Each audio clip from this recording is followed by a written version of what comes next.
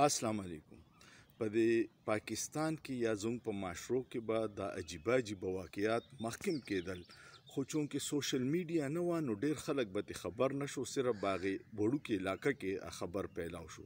او اوس چونکې سوشل میډیا ده نو داسې عجیبه د ظلم او د زیاتی او د کفر واقعیات وشي او بیا په منټونو کې ټوله دنیا کې مشهور شي، نو هغه انګریزان به هم سوچ کوي چې په دې پاکستان کې دا کم قسم خلک ډېر دي او دا کم مسلمانان دي. دوه واقعیات درته وایم.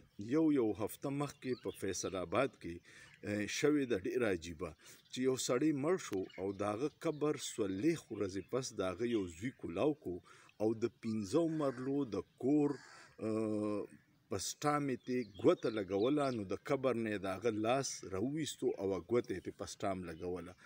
دا داسې عجیبه واقعه ده چې پاکستان کې ژوندي په سخت مخکې نو اوس مړي هم څوک نه پرېږدي. د مړو سره هم دغه حل دی چې جایداد دپاره 44 ورځې پس زوی خپل پلار قبر کولاوي او لاس یې راوکاږي او په سټام باندې د 15 مرلو د کور دپاره ترې ګوته لګوي. خو بیګا یو ډېر عجیبه کار شوی. بیګا دا چل شوی، تاسو ته پته ده چې د رمضان اخیري عشره ده او خلک اعتکاف ته ناست دي. په کوټ ادو مظفرګړ کې یو علاقه ده کوټ ادو، د هغې کې یو کلی دی او هلته کې چې کم کس په اعتکاف ناسو نو چې سهار مانځه له جومات ته یو 14 کالو ماشوم تللی دی، هغه اعتکاف والا کس هغه راګیر کړی په باتروم کې او بدکاري ورسره کړی چې هغه چغې کړي دي، نو خلک پرې پوه شوي دي.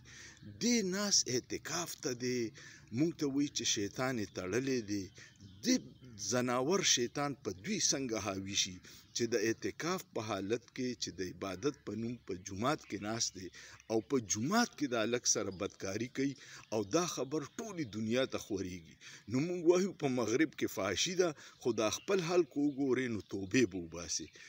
کم ظلم به یادو. زمونږ ملک تباه شوی هسې نه دی، اخلاقي طور معاشره او موږ مسلمانان د نوم پاتې شوي نور ټوټل تباه یو.